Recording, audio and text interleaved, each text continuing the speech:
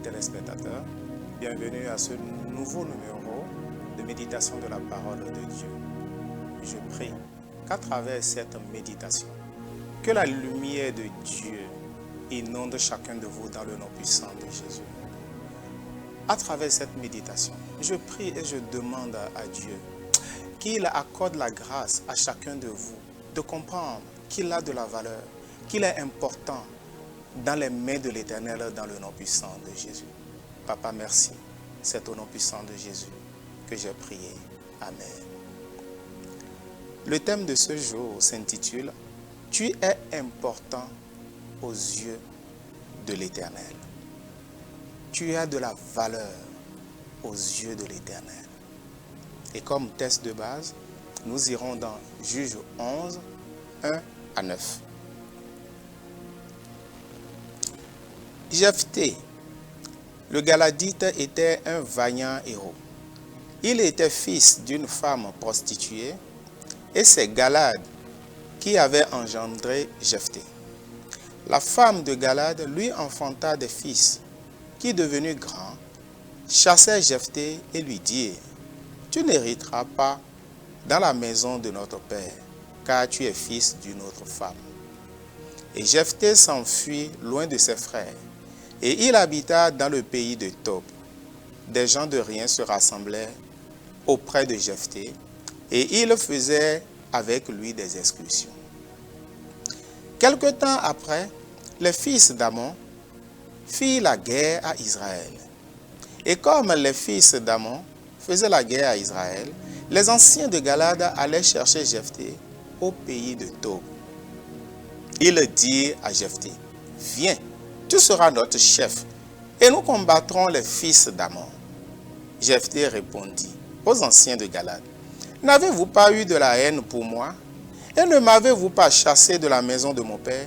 Pourquoi venez-vous à moi maintenant que vous êtes dans la détresse? » Les anciens de Galad dirent à Jephthé, « Nous revenons à toi maintenant, afin que tu marches avec nous, que tu combattes les fils d'Ammon, et que tu sois notre chef, celui de tous les habitants de Galad. » Jephthé répondit aux anciens de Galad, « Si vous me ramenez pour combattre les fils d'Ammon, et que l'Éternel les livre devant moi, je serai votre chef. » Amen. Quel test! La Bible nous parle ici de Jephthé. Jephthé qui a pour mère une prostituée. Et nous tous, nous savons qui une prostituée est. Une prostituée n'a pas de mari véritable. Elle a des courtisans. Elle a des clients. Une prostituée n'est pas respectée. Une prostituée est marginalisée. On ne lui donne pas de la valeur. Une prostituée n'est pas du tout considérée dans la société. Et il se fait que la mère de Jephthé est une prostituée. Tant que le père de Jephthé était en vie, il n'y avait pas de problème. Ça pouvait se ruminer. Ils pouvaient parler entre eux, c'est-à-dire les frères de Jephthé. Mais rien ne pouvait se faire. Et dès que le père est mort, les frères de Jephthé se sont ligués contre lui. Pourquoi? Parce qu'il est fils d'une autre femme et de surcroît, fils d'une prostituée. Quelle faute Jephthé a commise? A-t-il demandé à naître? A-t-il demandé à naître dans cette famille? A-t-il demandé à avoir pour mère une prostituée? Non. Et parfois, voilà des choses qui nous arrivent. Voilà des choses qui affectent nos vies. Une femme ou une mère qui a commis par exemple l'adultère, cet état de choses affecte ses enfants.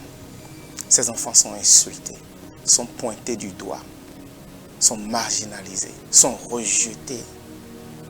Un père par exemple qui a commis un meurtre n'est plus accepté dans la société. Ses enfants, sa famille Une autorité, par exemple, qui a géré d'une façon une institution ou un pays et qui est mal vu par son peuple ou par sa population, rejette les enfants, les descendants de ce dernier. Dès que cet enfant se présente quelque part, par le nom de son père, on le rejette, on l'identifie, on le rejette. Pourquoi? À cause de son père, à cause de sa mère, à cause des actes commis par son père ou sa mère. Et cela a été le cas de Jephthé. Il a été rejeté. On lui a refusé l'héritage, ce qui a amené Jephthé à fuir sa famille, à fuir des gens avec qui il a passé toute son enfance, des gens qu'il a aimés, des gens qu'il a connus. Il ne connaissait que ceux-là. A fui son environnement là où il a grandi, là où on le connaissait. Il a quitté et il est allé ailleurs. Pourquoi? Parce qu'il se sentait mal aimé. Il sentait sa vie aussi en danger. Et il est parti. La Bible dit qu'il est allé s'installer dans un pays d'à côté, dans une ville d'à côté. Et là, certains, la Bible les appelle des gens de rien, ils se sont venus s'ajouter à lui. Des gens qui étaient dans la même situation que lui, des marginalisés de la société, sont venus se joindre à lui. Et ils ont formé finalement une taupe dont il était finalement le chef. Ça me rappelle le cas de David. Ça doit être dans 1 Samuel 22. David aussi avait fui le roi Saül quand il voulait le tuer. Il a fui. Il est allé s'installer loin. Et là, des gens aussi qui étaient dans le même cas que lui sont venus se joindre à lui. Et ils ont formé une troupe. Et de là, David est devenu puissant. Il devenait puissant chaque jour. Cela a été aussi le cas de Jephthé. Jephthé était devenu puissant. Alors avec sa troupe, ils ont commencé par faire aussi des excursions. Ils ont commencé par combattre les pays d'à côté. Ils ont commencé par avoir la victoire sur ceux-là qui le combattaient. Et là, la renommée de Jephthé a commencé par s'étendre. Sa puissance est devenue grandissante. De sorte que ceux-là qu'il avait chassés hier, ceux-là ont commencé par entendre parler de lui. Et c'est là où notre Dieu est extraordinaire. Notre Dieu est véritablement extraordinaire. Il aime qui il veut. Et il fait comme bon lui semble. Il a dit dans sa parole, je crois que c'est dans le livre de Luc 16, il a dit que ce qui est élévation pour nous les humains est une abomination pour lui. Jephthé a été rejeté, mais Dieu ne l'a pas rejeté. Jephthé n'avait aucune valeur aux yeux de ses frères, mais il avait de la valeur aux yeux de Dieu. Alors Dieu, étant Dieu, Dieu lui-même a créé la situation, de sorte que les fils d'Amon se sont levés contre Israël. Et ils n'avaient pas le poids pour combattre les fils d'Amon. Ils savaient qu'ils allaient connaître une défaite. Alors qu'est-ce qu'ils ont fait? Ils se sont tournés vers celui-là qu'ils avaient chassé hier. Ils se sont tournés vers Jephthé. Ils ont demandé l'aide de Jephthé. Et ce n'était plus les frères de Jephthé, c'était les anciens de Galad qui se sont, en un seul homme, se sont levés, sont allés rencontrer Jephthé pour lui demander de venir combattre à leur côté, pour lui demander d'être à leur tête, pour lui demander d'être leur chef. Ça me rappelle l'histoire de Joseph et ses frères quand il a rêvé. Il a dit à ses frères, j'ai rêvé.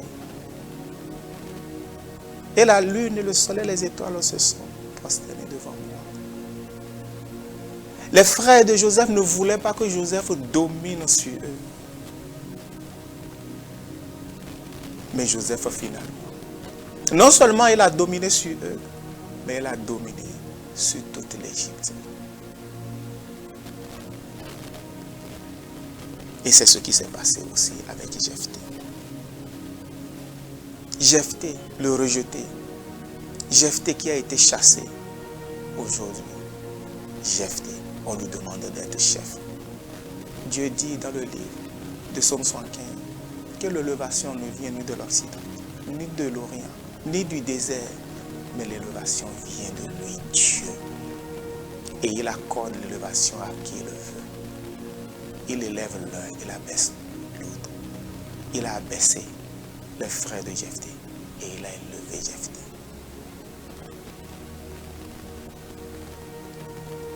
Le rejeté d'hier, le chassé d'hier est devenu chef.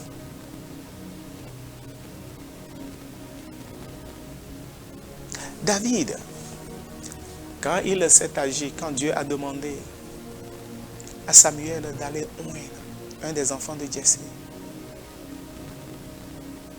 même le prophète s'est trompé.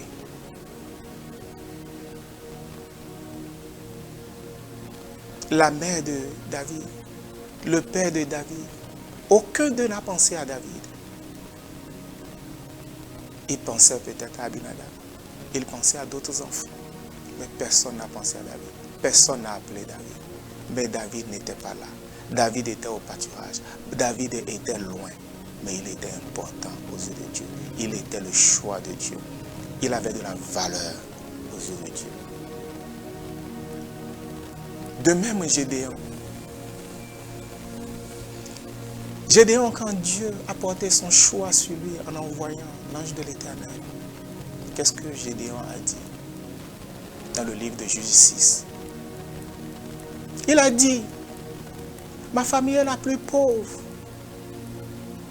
Et moi-même, je suis le plus petit. Dieu ne peut pas me choisir.